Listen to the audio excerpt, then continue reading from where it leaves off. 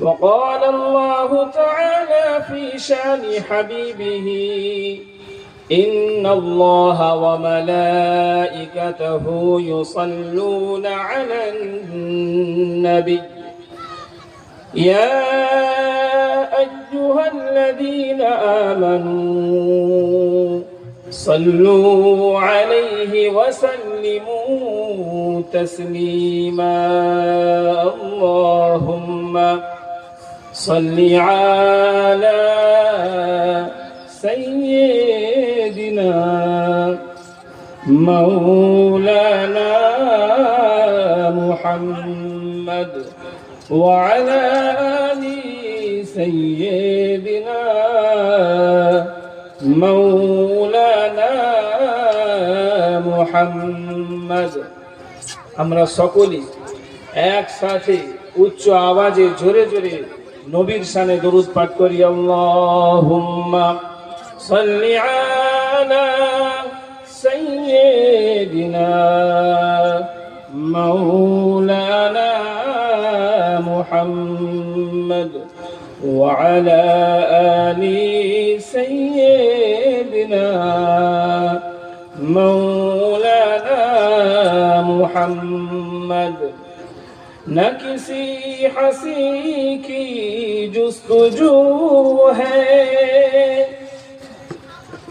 न किसी हंसी की जुस्तजू है न तो दिलरुबा की तलाश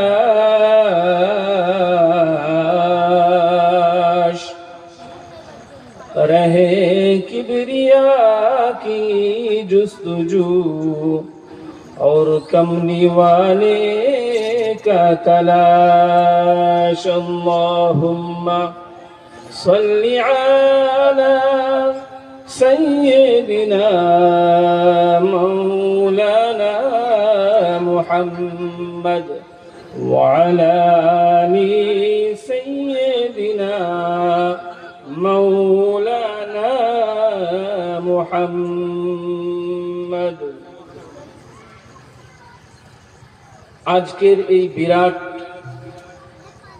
ইসলামিক জলসার গণ্যমান্য সুনাম ধন্য সভাপতি জনাব হযরত মাওলানা কারি বিলাল সাহেব, মঞ্চে উপস্থিত আছেন উলামায়ে কেরাম, আইম্মায়ে ইযাম, সম্মুখে উপস্থিত আমার দূর দূরান্ত থেকে আগত এবং গ্রামের সকল মানুষকে, যারা পর্দার আড়ালে বসে আছে আমার মা ও বোনেরা, সকলকে শ্রেণীগতভাবে শ্রদ্ধা, ভালোবাসা, স্নেহাশিস জানাই।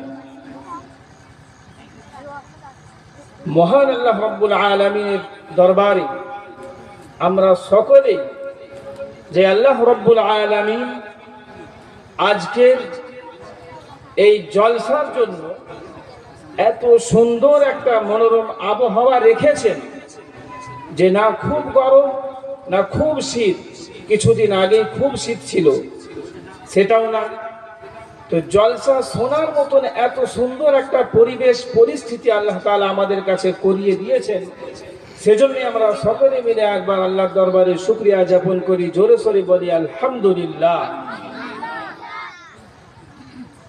তারপরেই দরুদের ধারা বর্ষিত হোক আপায়ে নামদার তাজদারে মদিনা আহমদে মুজতবা মুহাম্মদে মুস্তাফা সরওয়ারে কওনাইন সৈয়দুল কওনাইন রহমাতুল লিল আলামিন শাফিউল মুজনিবিন দয়ার নবী সাল্লাল্লাহু আলাইহি ওয়াসাল্লামের উপর লক্ষ কোটি দরুদ বর্ষিত হোক, সকলেই বলি আল্লাহুম্মা আমিন।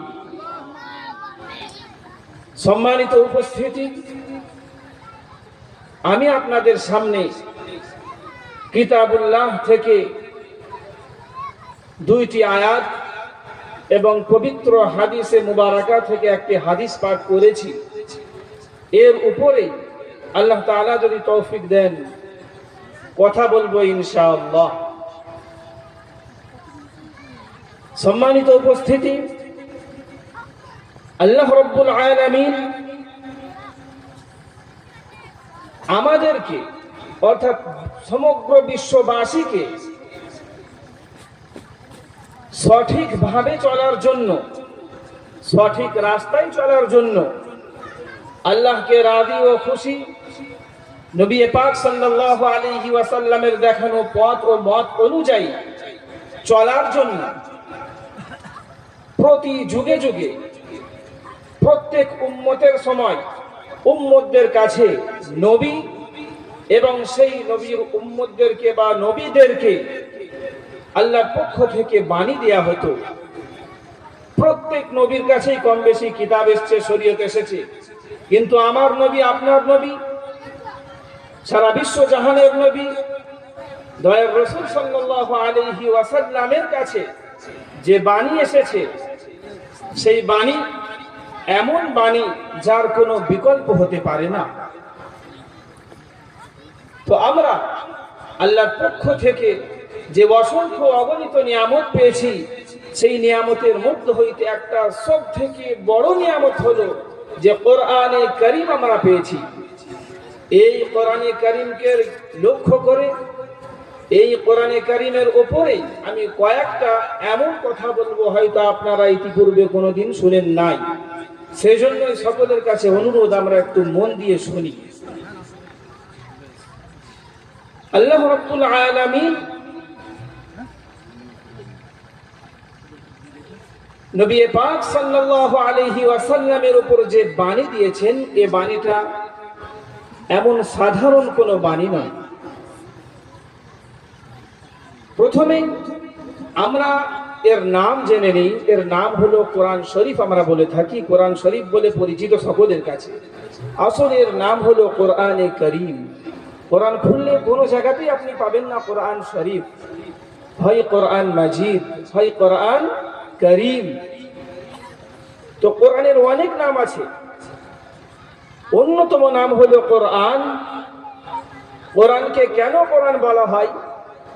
যেহেতু কোরআন হলো সব থেকে বেশি যাকে পাঠ করা হয়, সেই কিতাবটাই হলো কোরআন। আর কোরআন শব্দের অর্থই হলো সর্ববৃহৎ পাঠ করা হয় এমন কিতাব। দুনিয়াতে এমন কোনো কিতাব পাবেন না যেটা রাত্রের বেলায় মানুষ তেলাওয়াত করে, দিনের বেলায় মানুষ তেলাওয়াত করে, গরমের সময় তেলাওয়াত করে, কঠিন শীতের সময়তেও তেলাওয়াত করে। যেমন পরিস্থিতি হোক, যেমন সময় হোক, কোরআনে কারীম কিন্তু কেউ ছাড়ে না। এমন দুনিয়াতে কোনো কিতাব নাই, একমাত্র কিতাব আছে যেটা সব থেকে বেশি পাঠ করা হয়। যাই হোক, কোরআনে কারীমের অনেক বৈশিষ্ট্য আছে। সেই বৈশিষ্ট্যের মধ্যে অন্যতম বৈশিষ্ট্য হলো যে কোরআন হলো একটা মুআজিজা।